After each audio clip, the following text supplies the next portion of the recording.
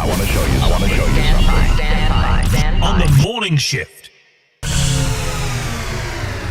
Anything could happen. Sudbury News Talk on the morning shift.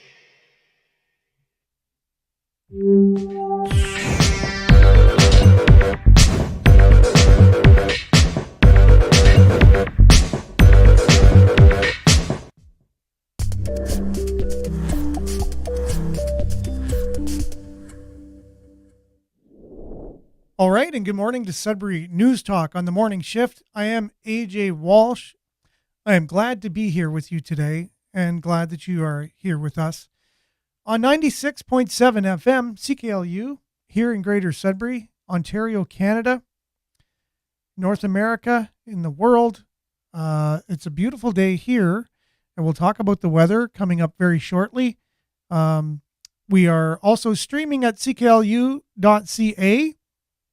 online. You can just go there, you click on the Radio Player Canada app, and you can stream us anytime. You could also download the Radio Player Canada app and listen to us anywhere, anytime on your favorite device. Now, I say on your favorite device, it's just because that's when someone talks about the different devices we have these days. Seems to be that's the way they say it. They say your favorite device. Now, do we really have a favorite device? I don't know. We have devices. Maybe our preference that we're going to listen to the show on, whether it be our iPad, our computers, our phones, whatever it be. But you can listen to us anytime. You can download the Radio Player Canada app and listen to us on anything that can have an app on it as well. So make sure to like, share, subscribe, and follow us on social media because we're live at facebook.com/Sudbury News, youtube.com/Sudbury News. And we are grateful to our Facebook and YouTube moderators, the platforms that give us the opportunity to have this show and not only to have it on the radio, but also broadcast it live. And we're extremely grateful for that. We're grateful for the platforms and for the jobs that you do. And we know that there's been many, many, many cuts in the social media world, corporate-wise. And so if you're still working, it's a really great thing. And so we're glad that you're still able to be working and doing what you're doing because it's definitely not easy these days with inflation and things like that. And so all the cuts going on, Twitter, Facebook, YouTube, you name it, Google, I guess you could say for YouTube. It's not an easy go even for our large corporations in the world. And so thank you very much. With that, we're going to dive right in. We want to just welcome all of those that are coming on board at the moment, including David. Good morning. Stay safe. Thanks for being with us this morning, David. Randy, good morning. Keep up the good work. Oh, thank you very much, Randy. Much appreciated. Good morning, everyone. Happy Friday from Monique. It is Friday. That's true. I should have come in all guns blaring and excited for it being Friday and beautiful day. By the way, good morning, Denise. Good morning, everyone. Good morning, Judy. I hope you guys are having a great morning. And Belinda, good morning. And definitely liking the sun today. Yeah, well, shine like the sun today. Well, definitely we'll try. And I hope all y'all will do the same. That's a really great positive beginning to the day. Thank you, Belinda. Thank you, everyone, for being with us from all over the world that are chiming in, and possibly you're from Sudbury or you've lived in Sudbury or you're just interested in what we're talking about on the show because we talk mainly about, our community, and then the things that impact our community aren't only relevant to us here in Greater Sudbury in Canada, but they also have global, the things we talk about on this show also affect us globally. And we talk about global issues and how they affect everybody. And so I can see if I'm from wherever that the discussions here could also have relevance to where you live as well. And so thank you for being with us. The show is definitely growing and we're appreciative of everybody coming on. And we hope that there's content on here that can help enrich your life in some way, shape, or form, or inform you, or just give you a place to come and have people that are discussing issues that are important, and that's an important thing. So whatever it is, we hope that you get something from the show. Denise says, just finished sharing to the groups, and bless our day, from Espanola. Well, thank you very much. And I did notice that we're getting quite a few, if I'm talking about the world here, we got quite a few more viewers just from surrounding Greater Sudbury. So we have Espanola, we have Massey, we have McCarrow, Manitoulin Island, Elliott Lake, even up in Hearst, we have some people viewing up there. And so welcome to all of you, North Bay, Toronto, you name it. And I'm sorry if I left out your city, just kind of quickly going through the cities that I've seen on the analytics and the towns. But thanks again for being with us. The North Shore, exactly. Definitely the North Shore. I've described it. I just unpacked the North Shore from the communities. There's more communities in the North Shore than that, but definitely. Thank you, everyone, for being with us. We got a great show. We got lots going on. I got a great speech from one of our patriot senators here that are trying to get some common sense into our leadership about Bill C-11, and that's coming up, and I can't wait to get to that. There's also the Trudeau Foundation we did not get to yesterday, which I wanted to. What happened there? What's going on? So Harrison Faulkner of Ratioed from True North News will have his overview of that. Want to have some time for that as well. So we got a lot of local stories to talk about, as well as the deep dive ones. Erica, good morning, everyone. Don't forget sunscreen. Well, you know what? Exactly. That's a good segue into our weather segment as well. I got a sunburn doing yard work yesterday. You are kidding. So yeah, no, it was a hot one. It was hot. 28 with the Humidex yesterday. I couldn't believe in my car it said 25 degrees.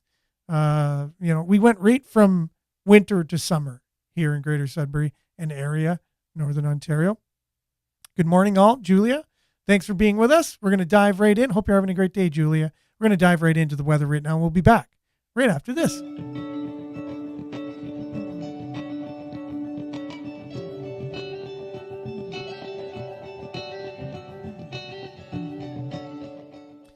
So as usual, Sudbury weather brought to you by sudburyweather.ca. Current conditions, 4 degrees. It's probably not going to stay that way for long, though. Today, we can expect sunny and not too much wind. High of 18 today. The UV index will be 7 or high, and that's the advice to wear sunscreen for sure. A good one. Tonight, it's going to be clear. Fog patches developing overnight, low of 8. Saturday, sunny, fog patches dissipating in the morning. It'll be a high of 24, humidex 27. So a repeat of basically our weather yesterday on Saturday. So again, sunny, high of 24. Sunday, 60% chance of showers is forecast. And then Monday, much of the same. High of 21 on Sunday, but the temperature dipping to +8 on Monday with that chance of showers, then staying cool at 8 on Tuesday, mix of sun and cloud, and then temperature slowly rising to 12 on Wednesday, sunny. Thursday, 13, mix of sun and cloud. And look at your satellite here. This is from yesterday though, but hey, it probably looks much the same because it's all clear. A lot of clearing over the majority of Northern Ontario here. That's your Sudbury weather, brought to you by sudburyweather.ca. We're going to be back with a bit of a sports report and some sad sports news and some good sports news for Sudbury. We'll be back right after this. Sudbury weather, brought to you by sudburyweather.ca.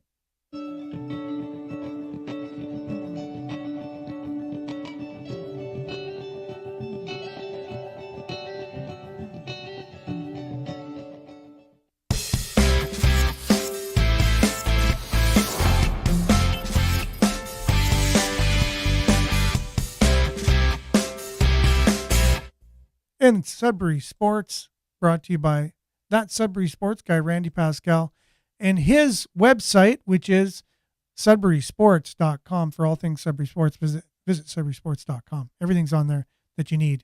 And so the Five, they won their game last night in Windsor, and so they're still on top of the NBLC, and they're looking at coming home for a little bit of interleague play, and we'll let the Sudbury Five representative take it away. He says it a lot better than I could. What's up, Five fans? You might have heard the Kings of the Underground have been so hot this season, they started a fire here at the arena. But don't worry, their weekend doubleheader against l'Académie d'Alma is still on, starting Saturday night at 7 p.m. The game is proudly sponsored by Collège Boreal, who'll be here with great prizes and giveaways for lucky fans. The Sudbury Five are celebrating their bilingual night. Enjoy the Five basketball that you love in both English et en français. Game 2 of the doubleheader tips off Sunday at 2 p.m. for the Five sensory-friendly game. Fans can expect a reduced volume level, lower use of lights, and a quiet room for anyone that needs to get away. Sunday is also the 3rd annual baby race. One quick crawler will be crowned the fastest in Sudbury, and win a baby prize pack worth $650 from our game sponsor, USW Local 6500. 3 lucky fans will have the chance to shoot for $6,500 at halftime, and the 5 will be available for a team autograph session following the game. Kids 10 and under can get their tickets for just $10 all season long. Tickets for both matchups against Academy d'Alma are on sale now at greatersudbury.ca/tickets, so get yours and back the boys. There you go. So in town, some interleague play going on there with the Sudbury Five. Make sure to get out and support our local sports. It's very important. So again, the Five, they beat the Windsor Express last night. 129-117 is your final. Get out, get your tickets. greatersudbury.ca/tickets for the Sudbury Five this weekend. And also in other sports, so that was the good news. Unfortunately, our Sudbury Cubs of the NOJHL lost their game against Sioux Thunderbirds. 7-3 was the final. They are now eliminated. On their website, you can see the thank you fans there. Sad day for them because they had so many hopes to win everything this year, and unfortunately, but they worked hard, and just the Sioux was too much for them. They weren't able to answer them in the series, so they're definitely out. So. But great season for the Sudbury Cubs in the top 10 of their ranking across Canada the whole year. So that's nothing to be ashamed about at all. So there's always the next season. Let's celebrate a good season, even though it being out definitely hurts. So that's your Sudbury Sports, brought to you by sudburysports.ca and Randy Pascal's sudburysports.com. Sudburysports.ca comes to our website and shows all the Sudbury sports from all the different sports in the city. So that's a sports aggregator, just like our Sudbury.news is a news aggregator.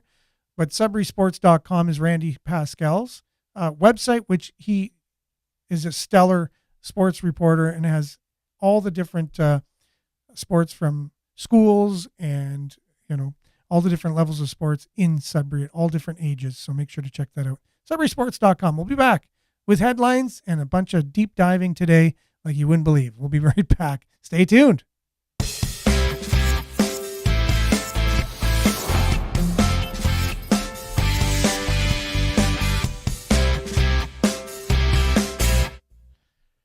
All right. We'll be right back after this.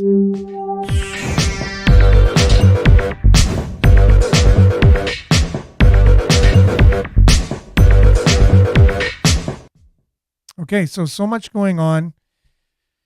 There's so much going on, and I'm not going to spend much time on this one, even though it's big in the news. It's been big in Canada, and it's a big topic. But headline is report from hockeyfeed.com. NHL looking at canceling Pride Night celebrations. Gary Bettman and the NHL dial things back a notch following backlash from few players standing up, and then moving along to organizations saying they're not going to participate based on the principles of hey, this is our choice whether or not we want to support this cause, and do I need to support it in the way that you're saying I need to support it, even though I support it. So just to give you an example, so Pride Night is a time that they're using sports to get all the players to wear Pride themed jerseys in the warm-ups to show their camaraderie with the movement, right, from the LGBTQ community, and so it's a public relations initiative from that community, which is great, and that's fine. However, if I have a public relations initiative, and then someone doesn't want to do it, I can't do anything about that. It's okay. And it doesn't mean they don't support me. If I say the way you support me is this, I'll support. Like if you have to give me $20 and that shows you support me, what if I want to give you $10 instead? Does that mean I'm not supporting you? Just because I don't want to put the shirt on and do it the way that you're saying, you have to have a Christmas tree every year to show that you support Christmas or the idea of that or whatever. Like, do you have to outwardly show it in that way? So anyways, there's a bit of a backlash to this, and it is what it is. It doesn't mean there's haters out there like myself. My whole slogan for my life is live and let live. So with any, if you want to go out and do something, you can do it. If then other people don't want to do it either, that's up to them not to do it too. So if you want to dress up in the opposite sex clothes and dance in front of kids, that's great. Go out and do it. But then if you have people who oppose that too, that's up to them to oppose that as well. So, and then whoever, eventually things will even out as long as you allow everyone to try their thing. But you can't have one side making laws to make it impossible for the other side to do something. Let it play out. And this played out. And now they're backing off on it. And again, it was a great initiative from a community trying to push, public perception on what they're trying to do. But now that you have it's okay. You had a victory. Now they're just not going to go along with that. So a lot to say there, but a lot of comments coming in as well. Let's see here. Okay. Yeah, we went from winter right to summer, Julia. Exactly. Belinda, why do sports have to be politicized? Exactly. Why can't we just enjoy the love of the game? Thank you. That's interesting insight, and I agree with that as well. Everything is everything's a dating site. Okay.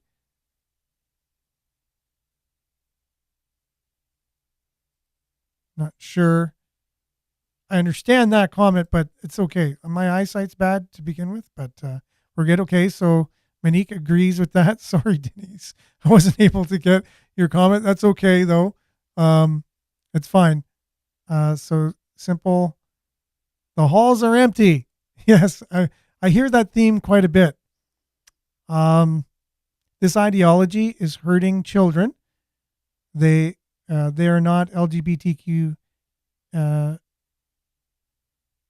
They're hired thugs. Yeah, okay, and that's another thing too. Like every movement can have, it just goes a little bit overboard, and you really want to get that message out, and some people are overzealous on it. I know, but people in my family are from LGBTQ community, and they don't agree with the tactics that are going on, and they just don't feel that they're represented by whoever is out there pushing pushing some kind of an agenda or something to get what's the end goal there. We already have people that are in there's already inclusion everywhere. Like I don't see anybody CBC this morning, there was the person that was representing a not-for-profit human rights organization talking about the proposed bill to make it illegal to protest drag time story hours, which I can't even believe I'm saying that, drag time story hour, but it's something that's a thing in our country and in North America. And they're trying to make it illegal to oppose it, which what does that even mean? And so the representative of the human rights non-for-profit came on and said there's already laws in place, hate laws, and if somebody, and they're well defined, and so there's already laws in place. You don't have to make it illegal for somebody to voice their opinion. And I didn't mean for this to be a deep dive this morning, but I just wanted to kind of say it and move on. But agreed, it's definitely overboard, correct? And good morning, Cara B, I believe. Yes, good morning. Hope you're having a great day on YouTube. And I think that's Wade on YouTube. Hey, Wade. It's hard to read the YouTube names because they're in a dark red on my screen. But anyways, yeah, good morning. Are we not on the brink of World War III and the U.S. dollar becoming useless? Yeah, exactly. And we will hear about its trans and LGBTQ stuff every day. I know. I didn't really want to even talk about it today. I just wanted to move on because there are bigger fish to fry today. Why are they targeting children? It's almost like they're recruiting. So interesting. These are sentiments that a lot of people are having as well, I'm noticing. You're right. Stay focused. Thank you very much. Okay, let's move on. The Office of the Heritage Minister, Pablo Rodriguez, says this is interesting. In the States, there's a radio station called NPR. Yes, good morning. Mona, thanks for being with us this morning. Thank you very much. Hope you're having a great morning. The Twitter has put a label on NPR's Twitter account saying that it's state-run media or state-funded media, meaning it's state media. If it's state-funded, it's state media because we all know, in my job here, am I going to call out my boss all the time? Am I going to be the one who's constantly telling on my boss? No. And why is that? Why am I not going to do that?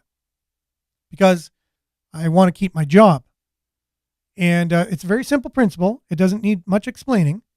And so if you're from a news agency that has all of its funding from the state, why would you constantly try and hold the state accountable as a journalist? It's just impossible. And so today we're going to have some deep dives that'll show you'll never hear what we're going to talk about today on the CBC. And there's a reason for that. And that's because we're not paid by the government. So we can actually try to be a voice of criticism to the government. And that's, I think, that's what journalism should be. So here you have Pierre Poilievre wanting to have the CBC as well have the same distinction on Twitter that it's state-run media. And there's many people pushing back on that. So the Office of the Heritage Minister is one. Heritage Minister Pablo Rodriguez said the way the broadcaster's public funding works, members of parliament only vote on the sum of money it receives. They don't guide its editorial decisions. So that's what our minister says. I'm sure he likes the CBC because they definitely don't hold him accountable. Yes, exactly. So Denise says, that's right, LGBTQ camps for kids. That's also out there. So again, right, it's an issue that, I don't ever want to be taken out of context with. When I'm talking, if someone uses a little clip of what I said when we're talking about this, it's what I find a lot of agendas like that do. So I'm not even going to talk about that anymore, just because I'm going to kind of keep that talk as little about that as I possibly can, but at the same time addressing it. I think it's just a distraction for bigger things that are going on in our world, big time. So this is a huge one, though. Media is used to shape people's minds and get manufactured consent to get the masses to go along with it. And so you need to be concerned. So I think Twitter, I think they should put a tag on CBC saying it's state-run media for sure. Back to some local stuff. Strong show of community support to save the Skeed Fire Station. This is from Sudbury.com. The Skeed Community Center was packed with people on Thursday in a show of support for keeping their fire station open, with the evening meetings crowd spilling out into the parking lot. So this is the opposite to the Middle Lake one we saw previously, right? And we know the Skeed one is definitely, people there are very passionate about their fire station and what's going on out there. They want to keep it. And so we deserve fire services in Skeed. You can see that on the person's sign there outside. That'll be an ongoing thing. Look up when on the internet when these meetings will be taking place in your community.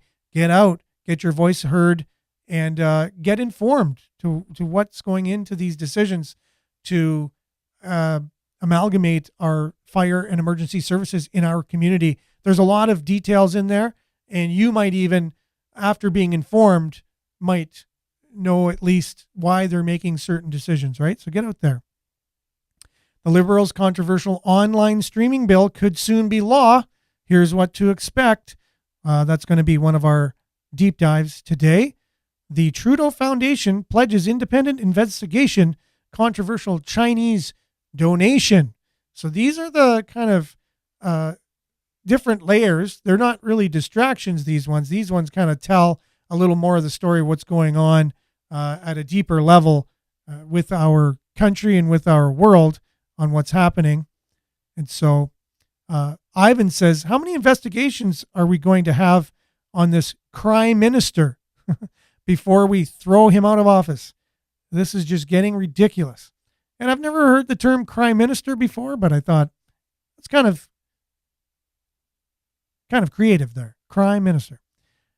He is the most investigated prime minister of all time, the most allegations of corruption out of any other prime minister that we've ever had in history.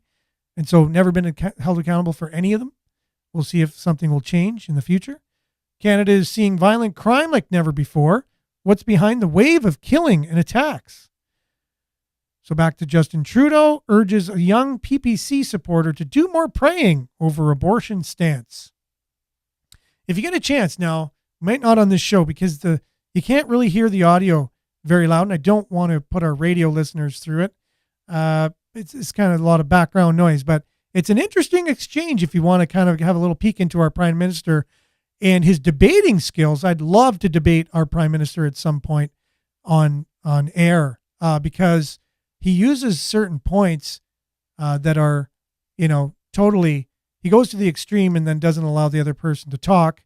And so this other person is saying he's a pro-life, he believes in pro-life, and then prime minister obviously goes right to, so you believe all women who are raped shouldn't have the ability to have an abortion. And then right away, the person who's not trained in debate goes, no, not that. I don't agree with that. Well, obviously, who does? And so I've always believed in abortion, but not just for the masses, because he says, I don't believe just people should go out and be promiscuous and then not have any accountability for their actions. It's kind of like you, Prime Minister. No accountability for your actions. So if there's education on how life is made with the birds and the bees, and we do a better job with that, and then we really looked at the sanctity of life, where does life begin, things like that. It's a very controversial thing I'm talking about right now. I know that, obviously. It gets people's blood boiling. I do understand that. However, I do believe there are instances where it could be necessary or should be up to the person to decide, and incest and rape are one of those, and that's just my personal belief. But should we just be making it just so easy for people to just go around and have an abortion? Sometimes in some states, in some places, right up until 9 months and right before birth, that it's okay to have an abortion. So that's where I have an issue as I look at my little grandchild and we're playing in the backyard and he's just so special of a person. And look at you. Look at how special you are. And so if someone who had you made the decision to just abort you before you even had a chance, you wouldn't be here. And so what would be of all these particular, preborn life forms? They're just preborn. There's still a life in there. And again, this is controversial, and I know it's going to make people's blood boil, and that's all I'm going to say about it. But anyways, all this to say, watch the conversation here with Justin Trudeau between this young person and himself. Click on it. Watch it later. Sudbury residents continue to resist Lorraine Street housing project. We talked about this town hall meeting with their mayor there, and they brought up smart cities and 15-minute cities and things like that, and how he handled it. I went back and watched some video, and I'm really impressed with the way the mayor did handle those questions, though. I am. I'm not a fan of his policies in any way, shape, or form, or his politics, but I did appreciate the way he handled the questions, and I do have to make an apology to the reporter, Tyler Clark from Sudbury.com. I was really hard on him yesterday on the show, and I really, I'm publicly apologizing for that. You're a reporter, you're doing your job. I'm able to you're going to the meetings, and I'm able to take your information afterwards and use it for the show, which I'm very appreciative for. And so, continue to do, as good of a job as you can. But again, I would just encourage you to be as ethical of a journalist as you can. Some of the spin that was put into your article, I take exception. It was a bit of a trigger because I don't like spin in stories and saying fringe and supposedly and these things that just they lead the readers in a different way. I like facts more than anything. Just say it the way that it is. I appreciate that. So anyways, I was a little bit triggered yesterday, and I'm admitting that because I'm human. And so I apologize for ranting and basically, if I was saying anything in an offensive way to you, I wouldn't want you to think that that's how I feel about you personally. It's just those trigger words in the article. It's just, there's no room for that in journalism, and I hear it all too often. So, video of Granny's Easter surprise reaction. Now this is really cool, and it's a kind of a feel good thing from CTV. You'll want to see that. That's the lady here from Sudbury who was on the Grammys, giving a Grammy away to one of her favorite artists. Police recognize 911 call takers and dispatchers. Part of National Public Safety Telecommunications Week, emergency responders are recognizing the 911 call takers and dispatchers, the work that they do. Now, I know all too well the work that they do. One of my good friends currently works there, and my stepfather used to be the manager of 911 dispatch for ambulance here in Sudbury. And so definitely you take the calls right as the crises are happening, and you have to be a special kind of person to do that. So we honor you for your work that you do. And this is a story we've been following. So this is Billy, who's co-host on the show on Tuesdays and Thursdays. His father is in long-term care and unfortunately suffered a very tragic accident in which his arm received third-degree burns. And he was promised that he would only be in that long-term care facility for a short period of time, and then he would go to his hometown of Espanola. Now, during the time he was in the other long-term care facility, they just basically said, no, I know we said you were going to move to Espanola, your hometown, or where you were living, and now we changed our minds, and you're not on the list anymore. You're just going to stay where you're at.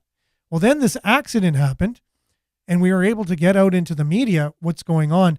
And so we have good news to report that he is on the list now to go to Espanola long-term care facility rather than where he is currently. And you can read that story on myespanolanow.com. I just wanted to open it up so you can see the picture of Billy's father, Frank, and his wife, Diane, here, fighting hard to get him into Espanola. So basically, this is a positive update on that story, and I'm not sure if all of you have been following that or not. So here we go. So Dano says there's way better service in Espanola than any for-profit long-term care homes. Espanola was great for my dad, and he was way happier till his end. Okay, so there's also advocate alleged in lawsuit new Ontario nursing home law violates the Charter of Rights and Freedoms. So that goes along with what we were just talking about with Billy's father, Frank, and some of the issues that we're facing in our long-term care facilities these days. There's no shortage of those. And now we want to get to what we wanted to talk about, a little bit of a deep dive. The Trudeau Foundation is basically a lot of the board members resigned, and some crazy stuff going on there. Now, Harrison Faulkner does a deep dive into here. I know a lot of people have been commenting. I want to make sure to get your comments up on the screen. I'll try my best to read them as we go, but we also have another deep dive into C11. So today, the Trudeau Foundation, which we didn't have a chance to get to yesterday, what's going on there? Also, the Bill C11. It's almost at the stage where it's going to be made law, and the senators are discussing it right now. And there's one particular senator who actually has some common sense, who is putting it all in perspective. And I want you to hear his speech. It's very on par, and I want to get a transcript of that, and I want to have it printed out because I want to be able to refer to it if it ever does go ahead and say, this senator told you way back what was going to happen. But first of all, Harrison Faulkner from Ratioed and his take on the Trudeau Foundation and what's going on there. We'll be right back after this. And the common question for the episode is this: is this the scandal to bring Trudeau down? Let me know, and let's get into it. Well, on Tuesday morning, Canadians woke up to the news that the Trudeau Foundation, the charity at the heart of the China scandal, had completely evaporated overnight, turned to dust, thanks in large part to the sheer brazenness with which they handle Chinese communist-backed donations. Now, in an effort to be as vague as possible, the charity announced that the mass exodus of the board and CEO of the Trudeau Foundation was due to the politicization of the charity. Makes one laugh when you realize that the Prime Minister himself had been personally appointing Trudeau Foundation members to investigate the government. Talk about politicization. Well, doing what Justin Trudeau does best when he's backed into a corner, he lashed out and attacked the Conservatives. That's right, it's the Conservatives' fault for the Trudeau Foundation accepting communist money, and then the Prime Minister appointing Trudeau Foundation members to investigate the government. Makes sense. Those people who are trying to get short-term political gain by increasing polarization and partisanship in this country by launching completely unfounded and ungrounded attacks against charities or foundations must not succeed. Canada is a place where we support good works of all different types, and we need to continue to do that.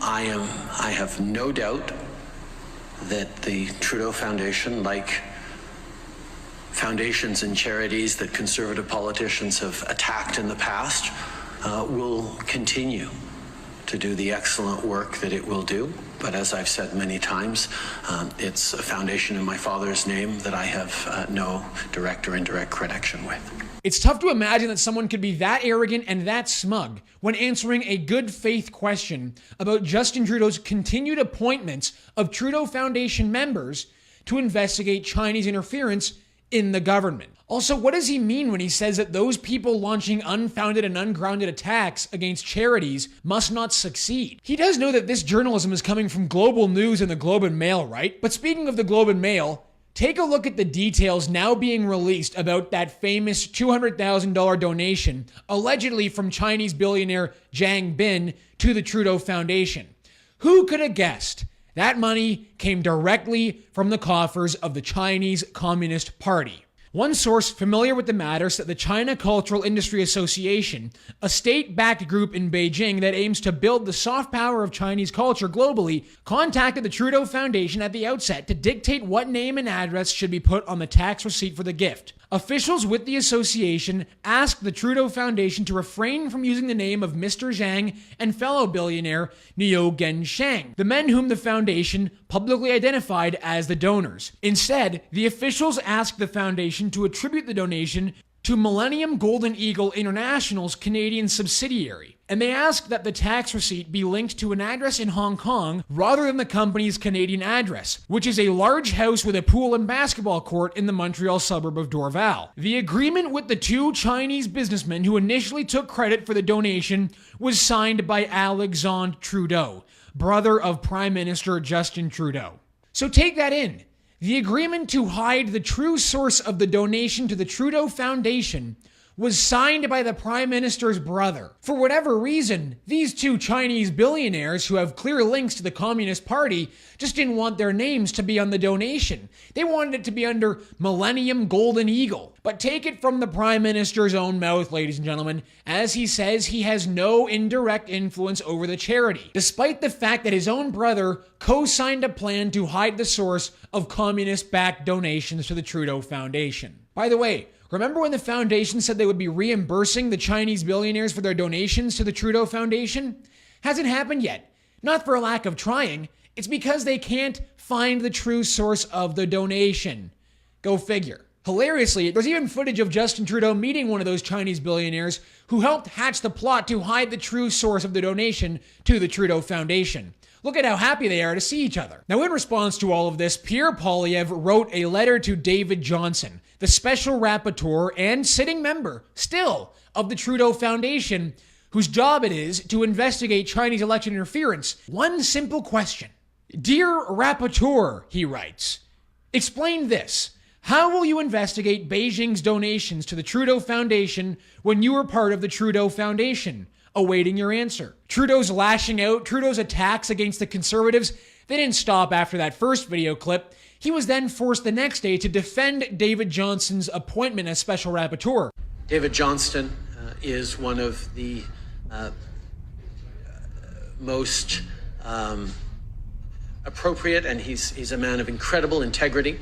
His ability to look into the question of foreign interference in our political systems remains something that is extremely important to do and extremely important to take seriously. Now notice the change in body language and tone. The arrogant wind has been taken out of Justin Trudeau's sails. He can only half-heartedly defend David Johnston's appointment. And then, of course, the obligatory attack on Conservatives. And I will highlight as well that the snarkiness with which the leader of the official opposition is approaching these serious issues doesn't do him any credit, and it doesn't do credit to the kinds of serious discussions need to be had around foreign interference. And the Prime Minister wasn't feeling any love from Canadians in the comment section of that video. Justin Trudeau, in other words, after being PM for 8 years, I still can't recognize an obvious conflict of interest. I don't get that someone can be a super person and qualified for a job, but ineligible for a position because of a conflict of interest. Look who's snarky and utterly contemptuous of the Canadian people.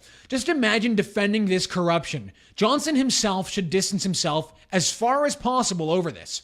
It speaks to bad judgment that he is still around. A planned agenda to get the boy off the hook. Communism 101. Accuse your enemy of that which you are doing yourself in order to create confusion. Now, just to cover his bases, if Justin Trudeau finds that this scandal ends up on the desk of the ethics commissioner, not to worry. Trudeau tapped the sister-in-law of Dominic LeBlanc, the Minister of Intergovernmental Affairs, to be the acting ethics commissioner. Even for Trudeau, that is a stunning level of contempt for the Canadian people. There you go. So I think he sums it up a lot better than I could have done in a short period of time. And so thanks to Harrison Faulkner of True North News. He has a podcast called Ratioed. If you want to check that out, definitely it does a really great job at digging. It's definitely not CBC. If you hear CBC's coverage of this, oh wait, you don't hear it. I wonder why. It's just, they got to get that state media badge for Twitter at some point because that shows it right there, right? Because you don't get the actual real story from real reporters on real issues. You just get whatever they want you to hear, which is state media. So put it on Twitter that this is state media, just like NPR in the United States has to have. So we do still have some patriotic. To tap your own sorry cabinet about that. minister's sister-in-law. Okay, there you go. He continues. I just again, you can watch that full the full segment on there if you just go to their website, and you can see him there. So anyways, we still do have some patriotic representation in our Senate, at least from our senator here. I want to get to what his comments are in. They're debating the Bill C-11 now, so which could be the demise of this show, because if we're not deemed Canadian content, if I'll have to get approval from CRTC to have my show. Good luck on that one. And they want to get the bill passed, and then later they're going to say what it means. They're going to give the CRTC all power to oversee media in Canada, and then after they give them all the power, then they're going to talk about the policies and everything. But look at this senator in particular, his name. He's from New Brunswick, and I have his name here, David Richards. He's a senator from New Brunswick, part of Canadian Senators Group. This is a treat for everyone. This will go down in history, this speech of he's summing up what Bill C-11 could actually be and why we need to stop it. If anything, I hope it does not go forward, and you'll hear why. Grab your popcorn or your favorite beverage. This morning you're in for a bit of an amazing speech. So here you go. I can't say any more. We'll just listen to him. There is a certain essay by Cicero called the Second Philippic, which was written to expose the power of the state against freedom of speech and freedom of thought and the power of one man, Mark Antony. It is a brilliant proclamation and shows Cicero at his best and bravest. It was delivered in the Roman Senate, and Cicero paid for writing it with his life. His hands were cut off and taken to Mark Antony as proof that Cicero would never write again. Cicero lived in a dangerous time. When Vasily Grossman completed Life and Fate, his grand novel about the Battle of Stalingrad, it had to be sanctioned by the cultural section of the Central Committee, the wise Soviet think tank of art and culture. They took a year to answer and said that it was anti-Soviet. They did not accept it for publication. It is published now, and it is, of course, a wonderful book showing fascism and communism to be mirror images of one another in depravity and contempt for human liberty.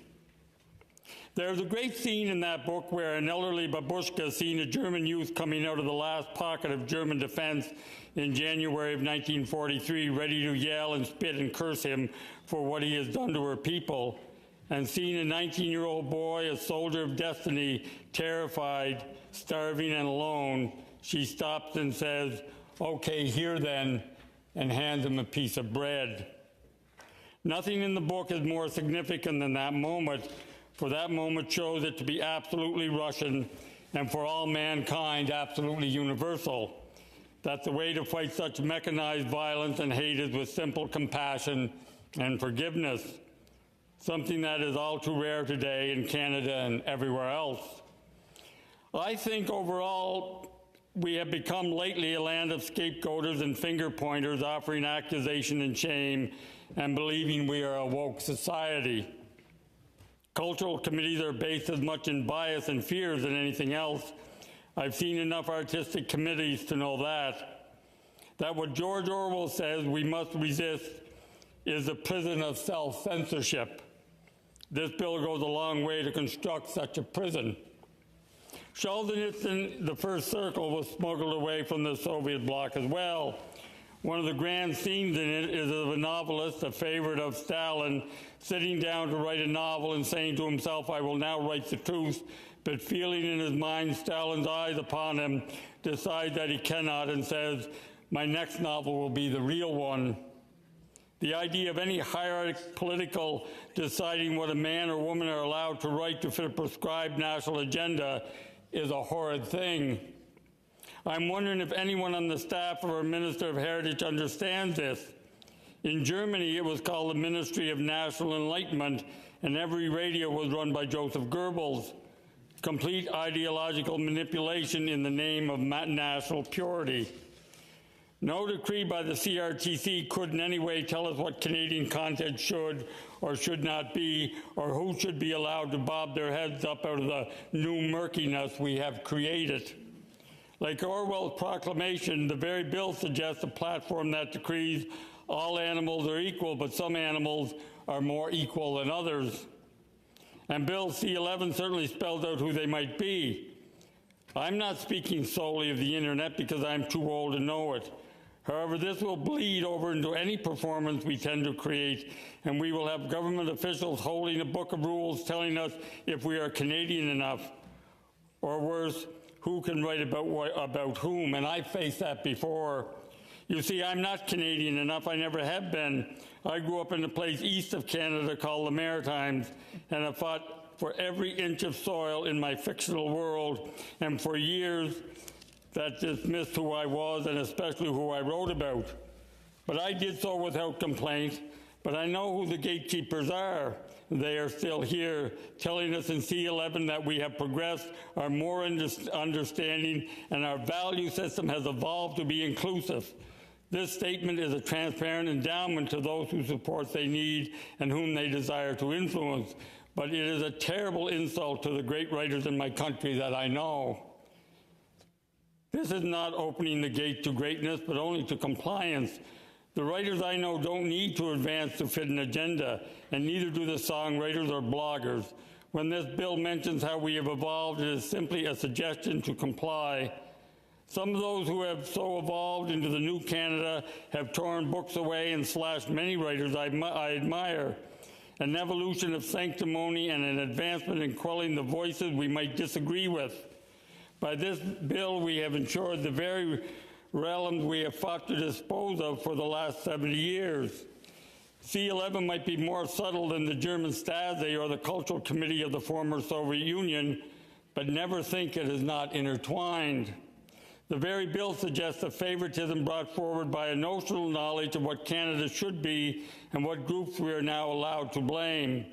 It also just suggests that there is no communication or interplay between writers of different ethnicities, that identity politics is positive because it teaches a bland society about new voices, or about trauma which only certain people are allowed to say they know.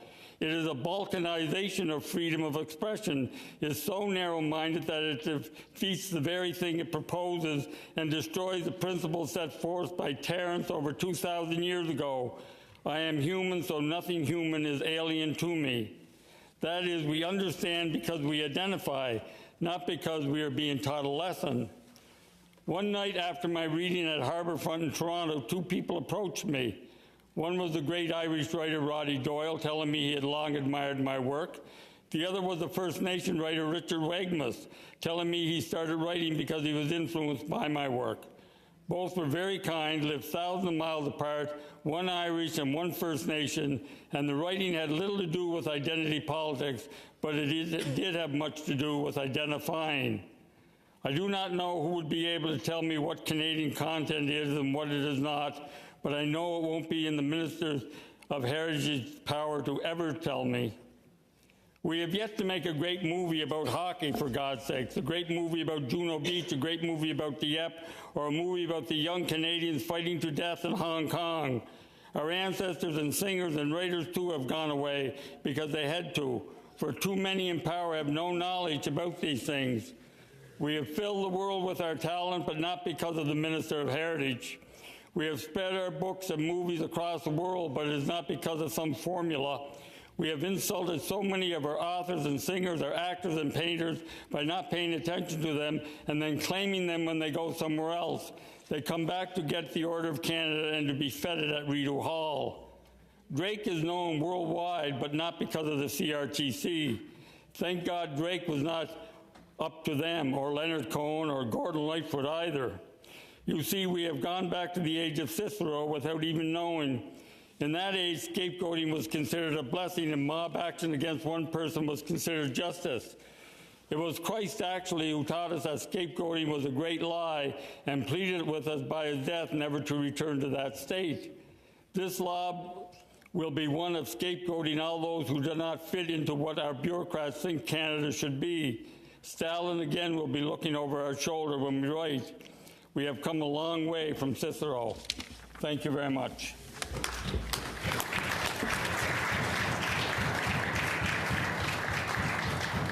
En débat, Senatrice Miville-Deschênes. Oh, sorry, Senator Hawkins, Senator Hawkins, you have a question?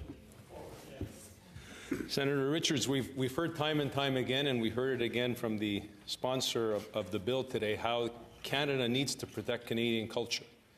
And again, I've said this many, many times, I think Canadian culture has never been as strong as it is today. Writers and our producers, our actors, our singers, we've seen what modern day platforms have done for people like The Weeknd and Justin Bieber and so many others. So can you tell us what, if anything, is out there that requires legislation in the Parliament of Canada and the Government of Canada that needs to protect Canadian culture in 2023? Senator Richards. Well, thanks for the question. I don't think very much can be in their hands, because it reminds me of the story about the Czechoslovakian clown in Prague who did this little act, and he was brilliant at it. And he had a little hat, a cowboy hat, and he had a lasso, and he could flip through the lasso, and he was an absolute magician. And the state artistic community stopped him from doing that because it showed Western culture decadence. That is the kind of thing that, although extremely subtle in this bill, and I say it's extremely subtle, still is an overplay toward a Canadian culture that will undermine it. And so there you go. And that will go down in history as one of the greatest speeches on Bill C-11 and freedom of speech, and giving our government here and relating it to other historical moments in time where other governments have done similar things, and how this actually relates. And we can look back, or maybe we won't, because maybe there won't be any voices allowed to refer back to what he just said, considering what the overreaching powers that will be given to the CRTC to police what's said in our country and what is going to be able to be produced in terms of art and literature and anything to do with that. With that, we're going to have to leave it and hope that you have a good weekend regardless. But I thought I would get that on the show. I can always go back and watch this show and remember on April the 14th, 2023, at least I'll have a copy of it. I can go back and see this great man's speech about, and putting it in perspective, David Richards, a senator from New Brunswick, being able to sum up what I think so many Canadians are worried about with Bill C-11. Thank you very much for being with us, everyone. Hopefully you have a great weekend. Thanks for all the comments. Sorry I wasn't able to get them all up on the screen, but I thought I'd just share that with everyone at the end of the show. It's a little bit of a treat. Yeah, have a safe weekend. It's going to be great weather, other than Sunday possibly. And we'll see you same time, same place on Monday. Stay tuned now for Earshot Daily on CKLU 96.7 FM. Ciao, everyone.